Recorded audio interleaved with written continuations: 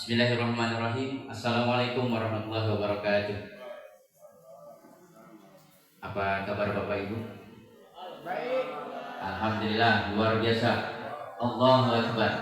Baik, izinkan saya pada hari ini, saya Bapak Edi Iwan saya SPD SMA Negeri 1 Militara ingin menyebarkan pemahaman tentang budaya positif di SMA Negeri 1 Militara. Tapi sebelumnya ada sedikit quotes untuk hari ini. Apabila kamu mampu memimpikannya, maka kamu juga bisa melakukannya. Kemudian, yang kelihatan indah belum tentu dalamnya serupa. Yang kelihatan hebat juga belum tentu hebat betulan. Tak perlu mengagumi berlebihan, bisa jadi dirimu lebih hebat darinya. Itu ya dari saya. Saya berdiri di sini bukan untuk menggurui Bapak Ibu, bukan lebih hebat dari Bapak Ibu, tetapi menyebarkan budaya positif tentang pemahaman budaya positif yang akan kita laksanakan di SMA Negeri 1 Militer. Sedikit pantun, dingin-dingin minum teh permen, ditambah madu biar tidak masuk angin. Sebelum saya tampilkan permen, mohon sediakan segelas kafein.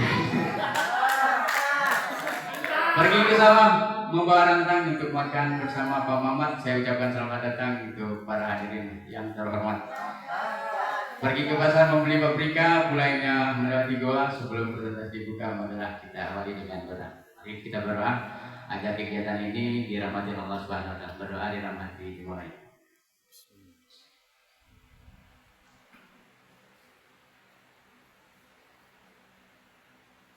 Berdoa selesai. Baik Bapak Ibu, kita langsung ke budaya positif. Pernah dengar budaya positif? Sekarang dengar berarti. Baru dengar. Kira-kira menurut Bapak Ibu apa budaya positif? Ibu Ani, mohon dibantu budaya positif itu apa?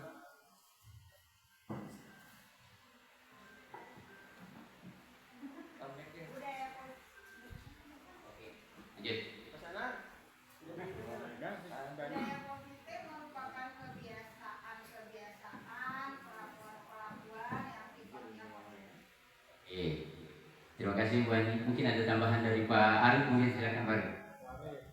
Budaya positif jadi kebiasaan-kebiasaan yang dapat secara berulang-ulang dan membawa dampak yang baik bagi seluruh anggota. Baik. Mungkin ada tambahan Bu Ani? Tambahan? Budaya positif adalah nilai-nilai, keyakinan-keyakinan, kebiasaan-kebiasaan di sekolah yang berpihak pada murid sehingga murid dapat berkembang menjadi pribadi yang kritis, penuh manfaat dan bertanggung jawab. Mantap, sudah disempurnakan. Kita beri aplaus untuk ketiga teman-teman kita. Nah, kenapa budaya positif harus gitu ya ada di sekolah atau SMA Negeri 1 Militara? Kenapa? Kita semua pengen gitu ya, dari Bapak Ibu guru, dari peserta didik, semua sivitas SMA Negeri 1 Militara menerapkan budaya positif ini. Sebagai layanan kita kepada peserta didik memberikan yang terbaik bagi mereka. Yang memang seyogianya kita adalah pelayan bagi mereka. Segala sesuatu yang kita lakukan semua berimbas atau akan ditujukan kepada peserta didik kita. Ini yang disebut dengan keberpihakan kepada murid. Ada beberapa konsep inti tentang budaya positif. Yang pertama, perubahan paradigma belajar. Yang kedua, disiplin positif, nilai-nilai kebajikan, kebutuhan dasar manusia, motivasi perilaku manusia, posisi kontrol guru, kemudian keyakinan kelas, dan segitiga restitusi. Ada 8 konsep inti dalam budaya positif. Baik, yang pertama pembelajaran dengan paradigma baru. Kurikulum Merdeka merupakan kurikulum yang dikembangkan untuk menciptakan profil pelajar Pancasila. Pembelajaran dengan paradigma baru merupakan pembelajaran yang dirancang berdasarkan prinsip pembelajaran berdiferensiasi. Ini kata kuncinya, berdiferensiasi. Sehingga peserta didik belajar sesuai dengan kebutuhannya, sesuai tahap perkembangan, sesuai teori psikologi modern untuk mewujudkan profil pelajar Pancasila. Ada 6 profil pelajar Pancasila. Yang pertama, beriman, bertakwa kepada Tuhan Yang Maha Esa dan berbudi berakhlak mulia. Kemudian yang kedua, berkebinekaan global. Yang ketiga, gotong royong. Yang keempat, kreatif. Yang kelima, bernalar kritis. Yang keenam, mandiri. Keenam-enamnya sebagai tujuan daripada layanan yang kita berikan kepada peserta didik kita. Yang pertama, yang paling utama adalah mereka beriman dan bertakwa kepada Tuhan Yang Maha Esa. Ini yang paling penting, yang paling utama, pertama dan utama. Kemudian yang kedua, berkebinekaan global. Bukan hanya lokal saja, bukan hanya regional, global.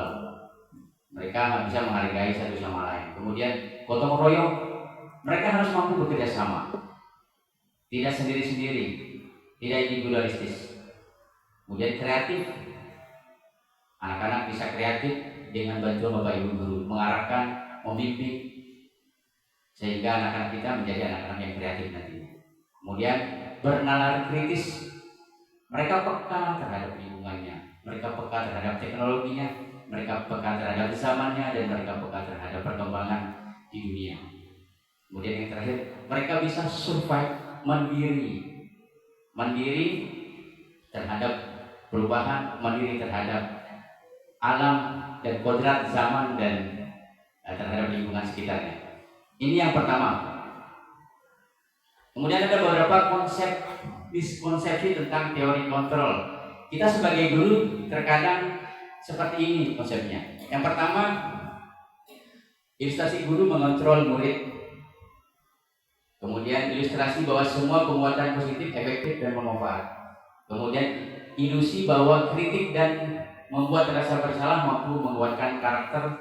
Kemudian ilusi bahwa orang dewasa berhak memaksa. Mungkin ada pada diri kita, Bapak Ibu ya. Ini yang kita lakukan kepada peserta didik kita. Ini ternyata salah konsep menurut pendidikan yang kita laksanakan pada saat ini. Nah, ini perubahan paradigma stimulus respon pendekatan teori kontrolnya. Stimulus respon, realitas kebutuhan kita sama. Tetapi pada dasarnya, menurut teori kontrol, realitas kebutuhan kita ini berbeda. Jadi anak-anak itu tidak bisa dipandang sama kebutuhannya. Mereka berbeda. Kemudian yang kedua, semua orang melihat hal yang sama. Setiap teori kontrolnya, setiap orang memiliki gambaran yang berbeda. Selanjutnya, kita mencoba mengubah orang agar berpandangan sama dengan kita. Kemudian kita berusaha memahami pandangan orang lain tentang dunia. Ini teori kontrolnya. Kemudian keempat, stimulus responnya, perilaku buruk dilihat sebagai suatu kesalahan. Tetapi teori kontrol, semua perilaku memiliki tujuan. Mungkin anak-anak kita bolos, tidak masuk kelas gitu ya, bukan untuk perilaku buruk dilihat sebagai satu kesalahan. Mungkin mereka ada tujuan. Mungkin karena mereka bosan, mungkin karena mereka ingin jalan-jalan gitu, ingin pengalaman yang di luar gitu. Ini menurut teori kontrolnya. Kemudian stimulus respon yang kelima, orang lain bisa mengontrol saya. Sedangkan teori kontrolnya hanya Anda yang bisa mengontrol diri Anda sendiri. Oke, selanjutnya, saya bisa mengontrol orang lain, saya bisa mengontrol anak-anak ya, atau kita semua bisa mengontrol mereka. Sedangkan teori kontrolnya, Anda tidak bisa mengontrol orang lain. Selanjutnya, pemaksaan ada pada saat rujukan gagal. Teori kontrolnya, kolaborasi dan konsensus menciptakan pilihan-pilihan baru. Yang terakhir, model berpikir menang atau kalah. Jadi ada menang, ada kalah saja. Sedangkan di terkontrol, model berpikir menang. Saya menang, anak-anak juga menang.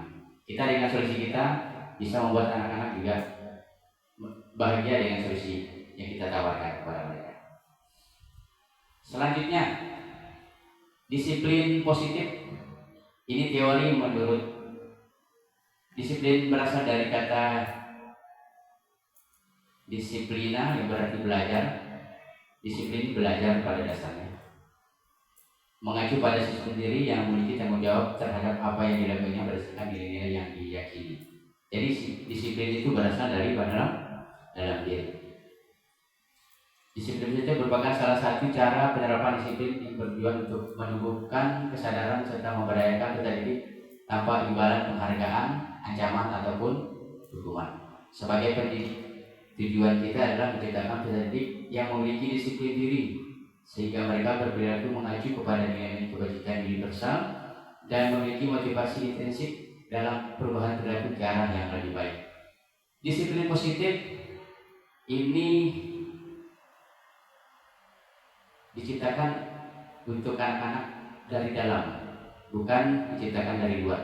Ini pada intinya ada motivasi internal dan motivasi eksternal. Internal berasal dari dalam diri peserta didik. Ini yang diutamakan. Ketika mereka sudah sadar terhadap disiplin positifnya, maka kita sebagai Bapak Ibu guru bisa mengarahkan ke hal-hal yang jauh lebih baik nanti. Selanjutnya Bapak Ibu, adapun nilai-nilai kebajikan itu sendiri. Tadi disiplin positif, ini nilai-nilai kebajikan yang disepakati bersama, lepas dari suku bangsa, agama, bahasa maupun latar belakangnya. Contoh nilai kebajikan institusi atau organisasi. Ini yang diharapkan ada di peserta didik kita. Yang pertama tadi sudah profil belajar Pancasilanya ada 6 dimensi. Beriman bertakwa kepada Tuhan Yang Maha Esa dan berakhlak mulia. Dimensi pertama, berkebinekaan global, gotong royong, mandiri, kreatif, dan bernalar kritis.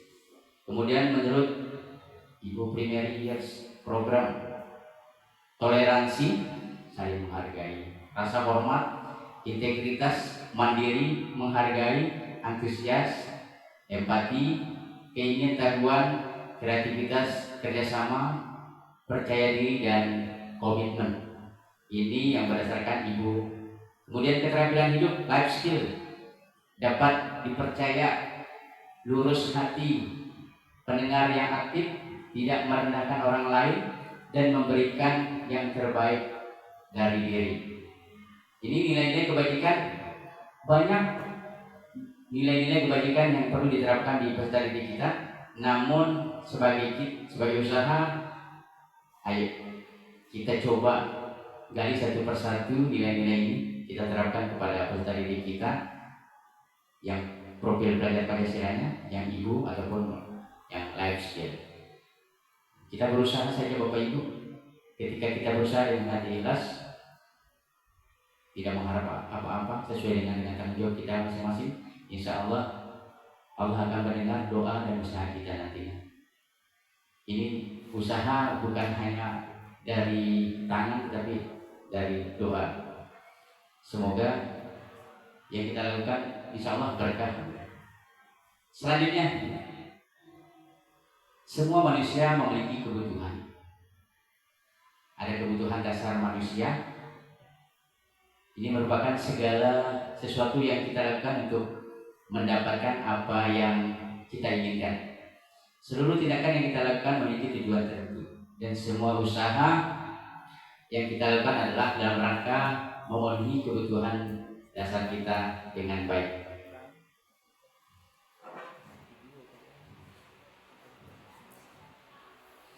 Lima kebutuhan dasar manusia. Yang pertama, kebutuhan bertahan hidup. Ini kebutuhan paling awal. Kita perlu makan, kita perlu tempat tinggal, kita perlu keamanan dan kesehatan. Kalau di sandang, pangan, papan, gitu ya.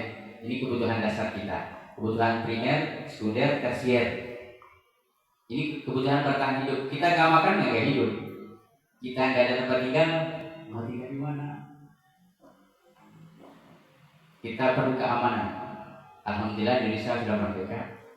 Ini juga kebutuhan hidup yang sangat atau paling penting. Kemudian yang terutama kesehatan. Kita bersyukur masih diberikan sampai saat ini sehat. Ini dua nikmat sebenarnya, nikmat sempat, nikmat sehat. Ini kebutuhan hidup yang pertama, bertahan hidup. Betul. Kemudian yang kedua, rasa kasih sayang dan rasa diterima. Perlu, butuh kita rasa kasih sayang dan bisa diterima di masyarakat, di lingkungan sekolah ataupun dimanapun kita berada gitu ya, di lingkungan keluarga terutama. Rasa diterima diperlukan berbagi kerjasama menjadi bagian dari kelompok. Ini yang kita lakukan setiap hari, setiap saat. Kita butuh merasa kasih sayang itu bisa diterima oleh keluarga kita sendiri, anak kita sendiri, suami atau istri, peserta didik kita, teman-teman kita, kepala sekolah kita, dan semuanya. Ini kebutuhan rasa kasih sayang dan rasa diterima. Kemudian yang ketiga, penguasaan harga diri kita, keinginan untuk dianggap sebagai pemimpin, sebagai orang yang berprestasi, diakui dan didengar. Ini yang diharapkan di kita dengan peserta didik kita, terutama ingin didengar, ingin sebagai pemimpin pembelajar. Kemudian yang keempat, kebebasan.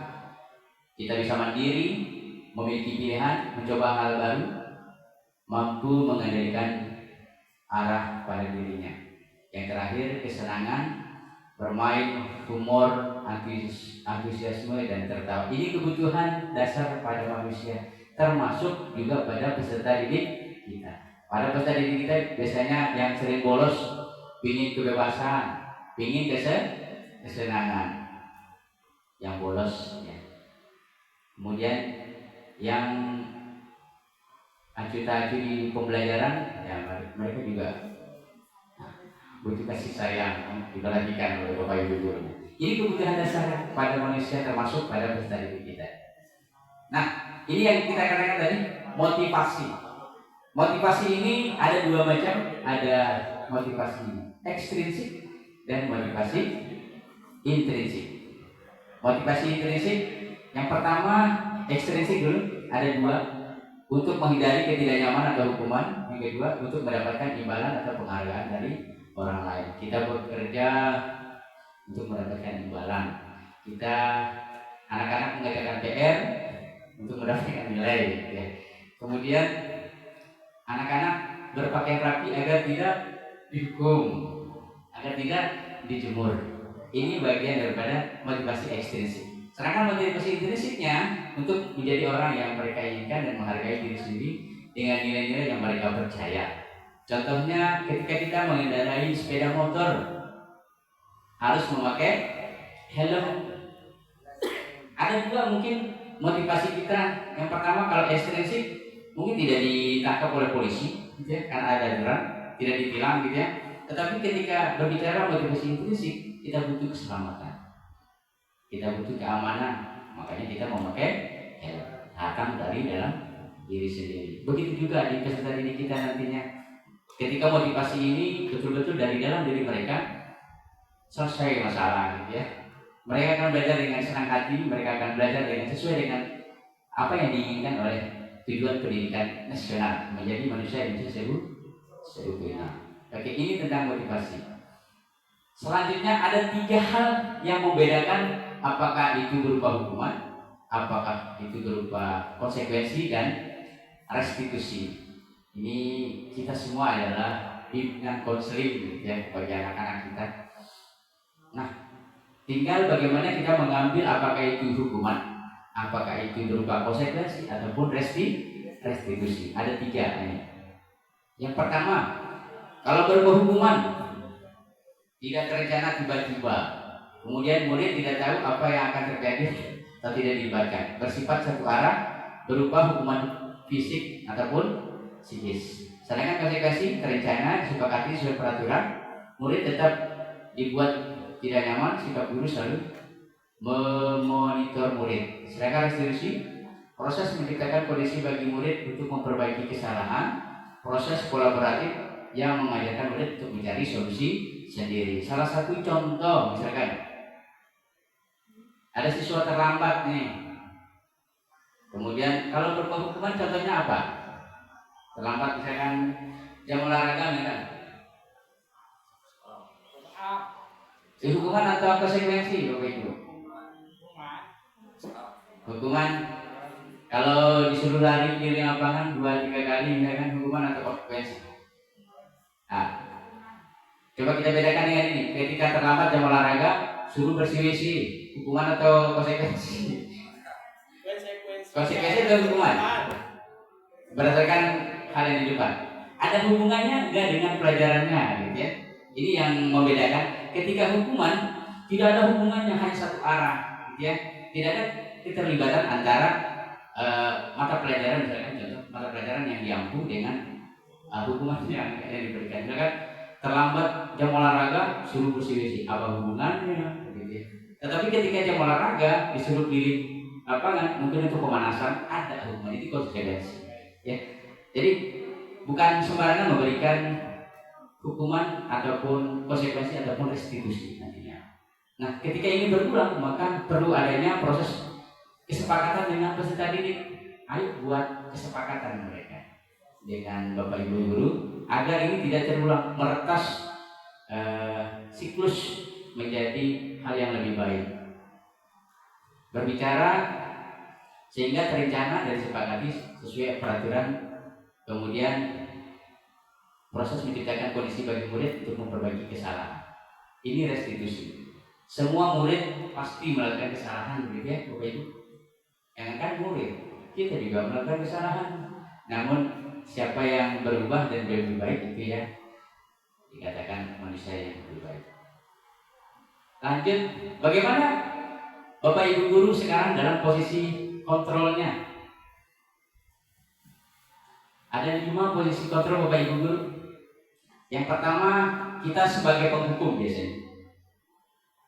Kemudian pembuat merasa bersalah. Kemudian kita sebagai teman.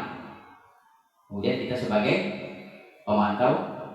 Kemudian yang terakhir kita sebagai manajer. Kira-kira kita di posisi mana Bapak Ibu? Selama ini kita di posisi mana? Ada yang bisa memberikan tanggapan? Pasangan biasanya di posisi mana pasangan? Kalau menurut saya Pak, kita berada di tim manajer. Oh iya, sekali ambil untuk pasangan. Wah hebat pasangan. Kalau lebih sering kira-kira di mana lebih sering? Asrama manajer. Ya, memang idealnya seharusnya kita ada di posisi manajer, bukan sebagai penghukum, bukan pemberi merasa bersalah, bukan sebagai pemantau atau teman. Tapi yang paling ideal, yang paling bagus adalah sebagai manajer. Sudah paham bahasanya sebagai manajer ternyata. Ini contoh penerapan yang masih kontrol pada diri. Kasus ini, siswa tidak memakai atribut lengkap saat upacara bendera. Yang pertama, sebagai penghukum, suruh hormat bendera selama 1 jam, gitu ya. Ini posisi kita sebagai penghukum. Satu tindakan sebagai penghukum. Kemudian yang kedua, pembuat merasa bersalah, memberikan pernyataan seperti ini. Berapa kali ibu bapak harus memberitahu kamu selalu saja mengecewakan ibu bapak. Ini contoh ketika kita di posisi pembuat merasa bersalah. Selanjutnya sebagai teman, ini juga baik. Ayo dong ikuti aturan sekolah. Tolong bantu bapak ibu sekali ini. Ya sudah, tidak apa-apa, lain kali jangan sampai berbuat seperti ini lagi. Ini satu pernyataan kita sebagai teman, ya, mengajak untuk menaati peraturan. Selanjutnya sebagai pemantau, kamu sudah melanggar peraturan sekolah, kamu tahu konsekuensinya. Setelah upacara kamu beri atributnya, operasi dan jangan diulang lagi. Kita memantau kelengkapan peserta didik kita, kemudian memberi pernyataan untuk melengkapi. Terakhir, sebagai manajernya, ini kata Pak Kanang, ini bukan kata saya. Pak Kanang sudah sebagai manajer. Ini kasih tahu Iqbal ya. Apakah kamu tahu kesalahanmu? Kira-kira bagaimana kamu berbuat kesalahan? Wah, hebat kesalahan. Kasih aplaus untuk Pak Kanang. Oke, Bapak Ibu, kita kira-kira di posisi kontrol mana ini? Kalau seperti ini, saya kecewa sekali dengan kamu. Dari 5 ke posisi kontrol tadi? Membuat rasa bersalah. Sepakat ya? Cocok ini, Pak. Yang kedua, kamu tidak benar-benar melakukannya. Dari kelimanya saja sebagai ini sebagai apa baru ini? Menghukumkan, membuat rasa bersalah, penghukum. Ini kata-kata penghukumnya. Kamu tidak benar-benar melakukannya. Kemudian ini apa rencana untuk menyelesaikan masalah ini? Manajer apa teman ini? Teman. Nih, ayolah lakukan demi Bapak Ibu ya. Jadi yang teman tadi, yang terakhir, kamu tidak pernah mendapatkan nilai jika tidak mengerjakan tugas. Kamu tidak pernah mendapatnya jika kamu tidak mengerjakan tugas. Ini apa sih?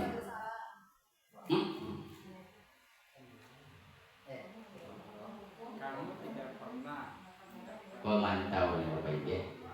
Oke. pengawasan. Pemantau. Posisi Bapak Ibu guru dari 5 posisi kontrol, mudah-mudahan kita terus membenahi diri gitu ya. Paling tidak kita tidak sebagai penghukum, memberi rasa bersalah. Paling tidak bagi teman lah sebagai pemantau, dan paling tidak yang paling utama kita sebagai manajer. Harapan dari kita semua sebagai manajer. Kemudian yang berikut mungkin sudah pernah dengar Bapak Ibu ya, keyakinan kelas. Sudah banyak yang menyatakan tentang keyakinan. Mengapa keyakinan kelas? Mengapa bukan peraturan kelas? Kira-kira kenapa? Apa yang membedakan keyakinan kelas dengan peraturan kelas? Pak ya? Kalau keyakinan kelas itu isi tentang nilai-nilai yang perintah yang bersifat positif. Perintah yang bersifat positif. Sedangkan peraturan kelas itu nilai perintah yang ada unsur Negatif. Kemudian keyakinan kelas itu berdasarkan dua pihak, dari siswa dan guru. Kalau peraturan kelas sudah satu. Oh, mantap. Ada lagi Pak? Sementara itu. Oke, kasih aplaus untuk Pak Arif. Wah, sudah poinnya sudah pas. Keyakinan kelas berarti dua arah gitu ya. Dari peserta didik, dari sedangkan peraturan kelas hanya satu arah. Kemudian untuk keyakinan kelas nilai-nilai atau kata-kata positif, sedangkan peraturan kelas bisa ada kalimat atau kata-kata negatif. Jangan buang sampah sembarangan. Peraturan kelas gitu ya.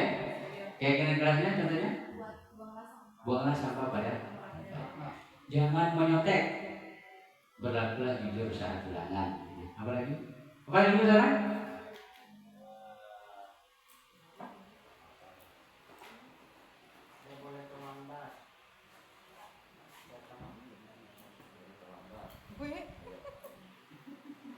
Apa lagi?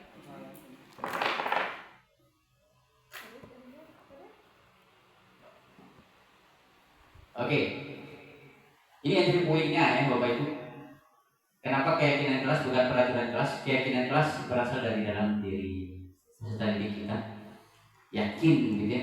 Kalau bahasa Pak Jihadnya beriman, iman gitu ya, meyakini di dalam diri. berarti berdasarkan motivasi intrinsik, berdasarkan dari dalam diri. Ini yang mendasari untuk keyakinan kelas. Sedangkan peraturan kelas, tata tertib gitu ya, ini dari pihak yang lebih tinggi, bisa jadi wali kelas, bisa jadi siswaan ataupun kepala sekolah ataupun bapak ibu guru.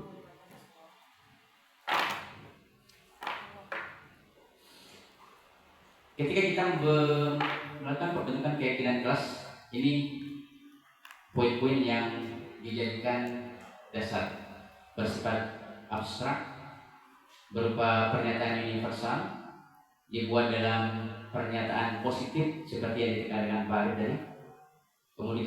Kemudian sedikit saja agar mudah diingat, tidak perlu banyak-banyak, kalau cukup di kelas itu yakin dengan keyakinan kelasnya bisa berjalan sesuai dengan kondisi kelas dan sekolah sehingga mudah diterapkan. Semua warga sekolah atau warga kelas dilibatkan saat membuat keyakinan kelas. Jadi dibuat oleh dua arah, bukan satu arah. Oke, yang terakhir Bapak Ibu, segitiga restitusi. Di dalam penanganan peserta didik kita sering atau sudah dikenal yang namanya segitiga restitusi. Suatu proses dialog yang dijalankan oleh guru agar dapat menghasilkan murid yang mandiri dan bertanggung jawab. Ada 3 tahap segitiga restitusi. Kalau ini sudah Bu Sri sudah paham. Yang pertama, menstabilkan identitas. Kedua, validasi tindakan yang salah. Yang ketiga, menanyakan keyakinan. Tahap-tahap ini kita semua lakukan, bukan hanya dari bimbingan konseling Bapak Ibu. Kita sebagai guru juga perlu menerapkan segitiga restitusi kepada peserta didik kita. Yang pertama, menstabilkan identitas. Berdasarkan prinsip membuat kesalahan adalah bagian dari proses pembelajaran. Ini kata-kata atau kalimat yang menyatakan menstabilkan identitas. Ketika seseorang atau peserta didik kita melakukan kesalahan, yang pertama, berbuat salah itu wajar, ya. Kemudian yang kedua, tidak ada manusia yang sempurna, nobody is perfect. Ya, bagaimana gitu? Oh iya, benar. Ibu bapak juga pernah melakukan itu kok, ya. Kemudian ibu bapak tidak mau mencari siapa yang salah, tapi ibu bapak ingin mencari solusi dari permasalahan ini. Kemudian yang terakhir, kamu berhak merasa begitu. Ini contoh kalimat-kalimat untuk menstabilkan identitas dalam penanganan siswa. Oke, kita lanjut. Langkah yang kedua setelah validasi, yang kedua dari kedua validasi tindakan yang salah. Setelah menstabilkan identitas, kita masuk ke tahap yang keduanya, validasi tindakan yang salah. Berdasarkan prinsip setiap perilaku berupaya memenuhi suatu kebutuhan tertentu. Kita lanjutkan dengan pernyataan seperti ini. Kamu pasti punya alasan mengapa melakukan hal itu. Sudah masuk ke tahap ini kedua. Padahal kamu bisa melakukan yang lebih buruk dari ini. Kamu patut bangga karena telah memiliki sesuatu yang penting buatmu. Kemudian kamu melakukannya karena mempertahankan sesuatu yang penting bagimu. Ini kata-kata atau kalimat atau pertanyaan yang menyatakan validasi tindakan yang salah. Ini tahap yang kedua yang kita lakukan. Sedangkan tahap yang ketiga, menanyakan keyakinan. Berdasarkan prinsip teori kontrol bahwa pada dasarnya kita termotivasi secara intrinsik.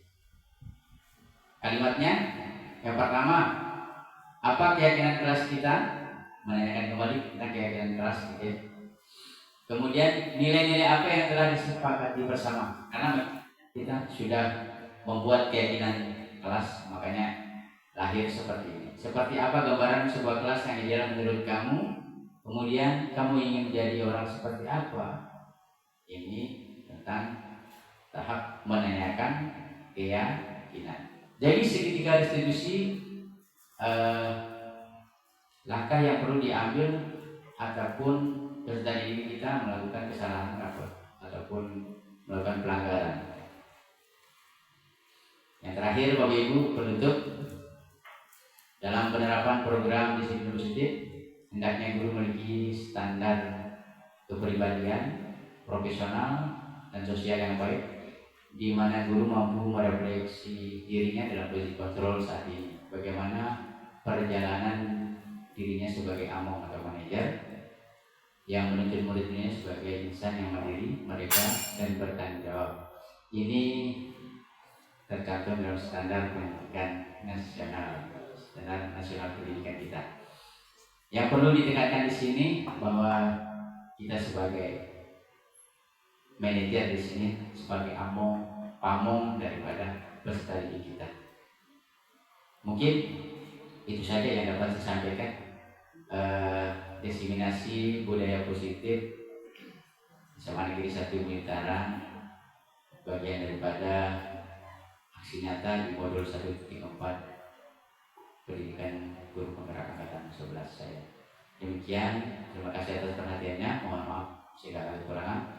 Billahi taufiq wal hidayah. Wassalamualaikum warahmatullahi wabarakatuh.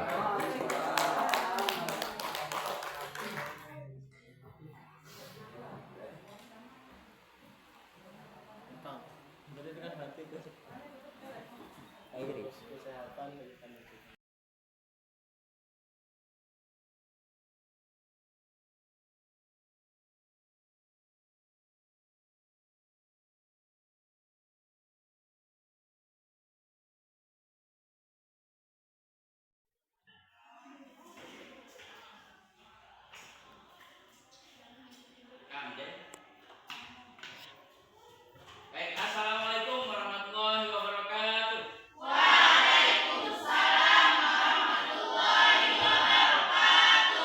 Apa kabar anak-anak? Ya, di pagi hari ini kita akan membuat satu keyakinan kelas namanya. Pernah dengar tidak tentang keyakinan kelas? Tidak pernah ya? Baik.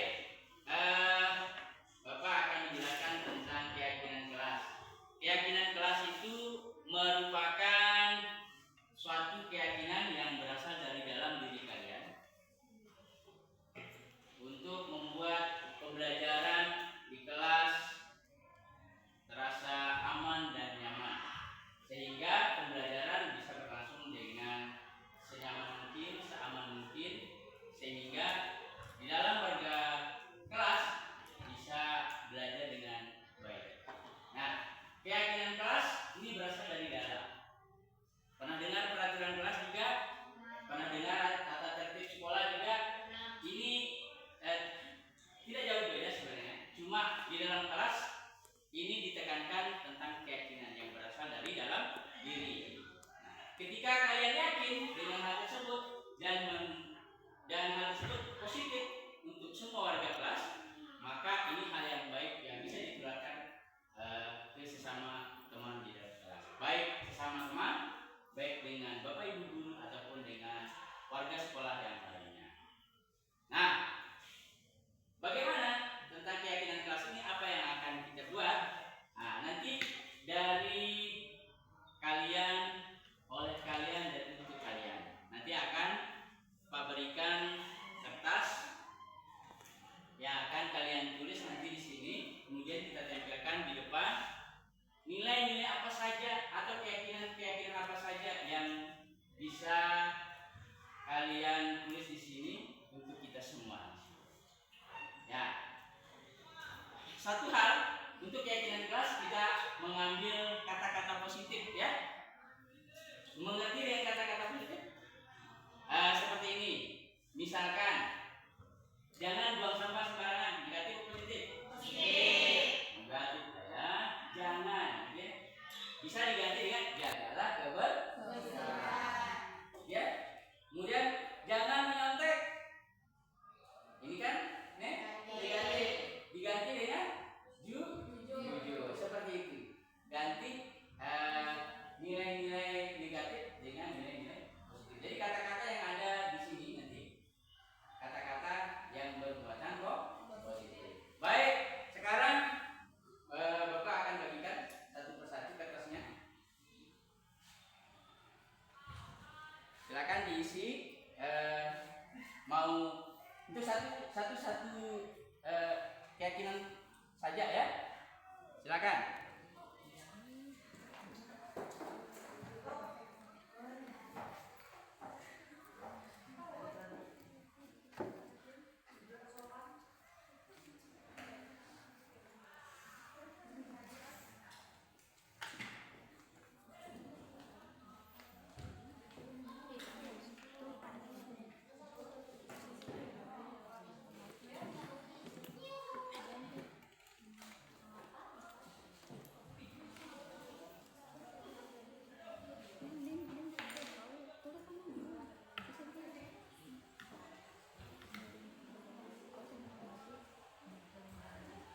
Ya, silakan ditulis.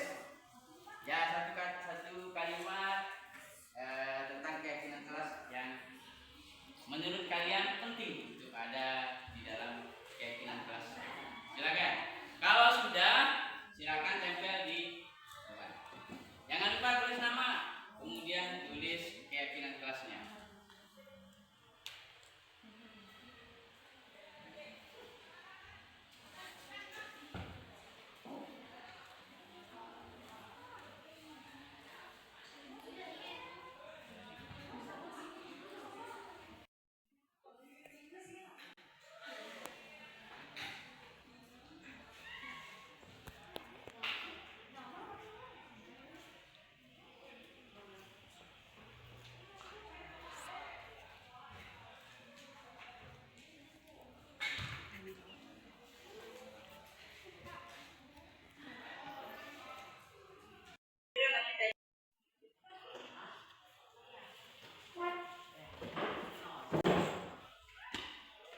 Nah, silakan diletakkan di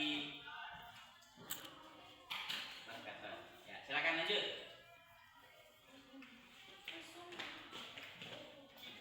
Ya, silakan lanjut. Lanjut.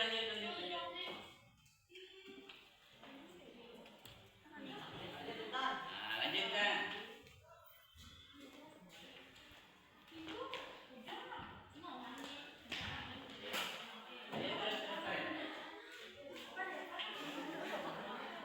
Nggak apa-apa, itu nggak apa-apa. Ya,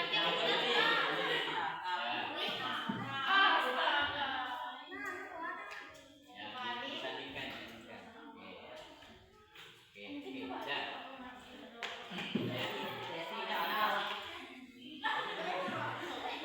Lanjut. Ina, depan.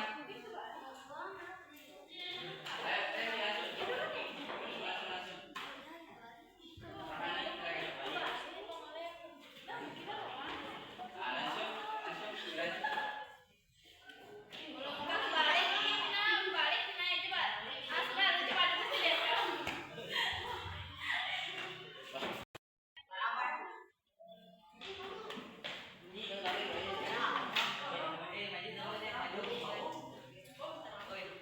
Taruh di bawahnya boleh, silakan.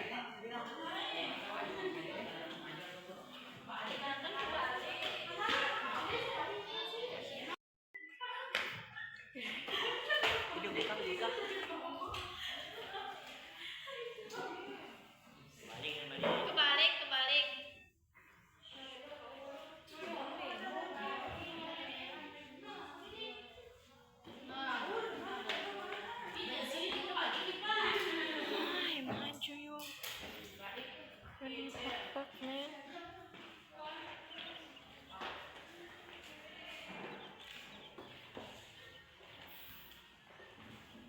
Oke, saya bacakan dulu.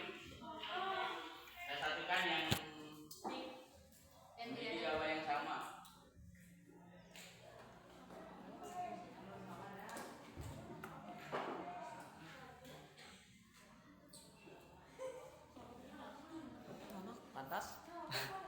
Lantas mengapa kau ada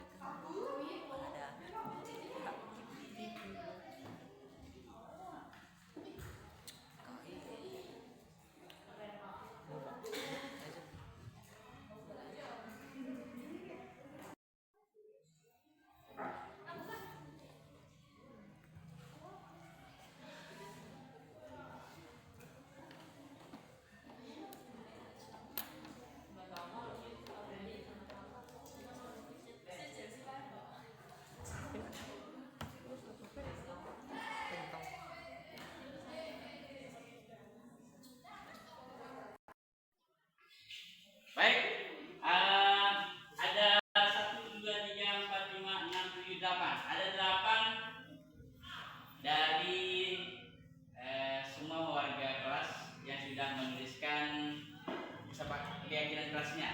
Nah, dari keyakinan kelas ini kita akan membuat kesepakatan untuk kita semua dengan kelas ini. Inilah kesepakatan kelas ini. Yang pertama, masuk kelas tepat pada waktunya. Disiplin, gitu ya. Ada sama budaya disiplin. Kemudian menghormati guru dan teman. Kemudian yang kedua berikut, membuang sampah pada tempatnya. Kemudian bertanggung jawab pada tugas yang diberikan. Kemudian saling tolong menolong atas teman. Kemudian saling menghormati satu sama lain. Dan yang terakhir, tetaplah hidup rukun dalam kelas. Ini keyakinan kelas yang sudah kita sepakati. Baik, dengan kesepakatan dan keyakinan kelas ini, maka ada 8 keyakinan kelas yang sudah kita buat pada hari ini. Kita laksanakan, kita komitmen terhadap keyakinan kelas yang sudah kita buat agar kelas ini bisa nyaman, bisa aman, dan bisa belajar dengan sebaik-baiknya.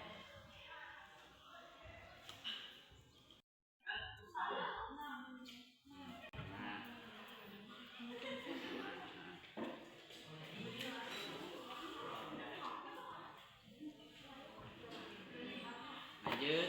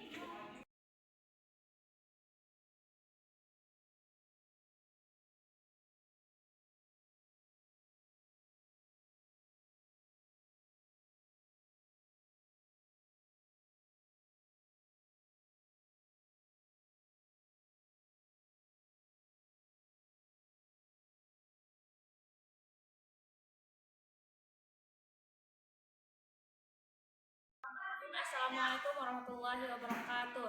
Perkenalkan, nama saya Intan Maharani, kelas 12 MIPA 2. Perasaan saya setelah membuat keyakinan kelas sangat senang dan semoga semua anggota kelas atau seluruh anggota kelas bisa saling menghormati. Wassalamualaikum warahmatullahi wabarakatuh.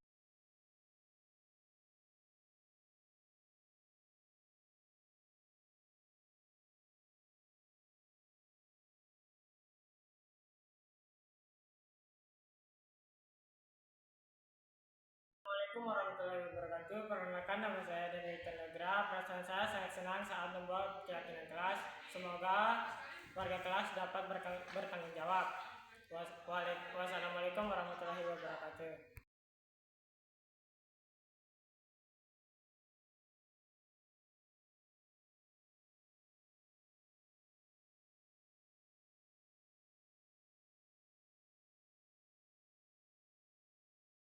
Bismillahirrahmanirrahim. Assalamualaikum warahmatullahi wabarakatuh. Perkenalkan, nama saya Sasti. Perasaan saya tentang keyakinan kelas sangat senang dan semoga semua warga kelas dapat disiplin tepat waktu. Assalamualaikum warahmatullahi wabarakatuh.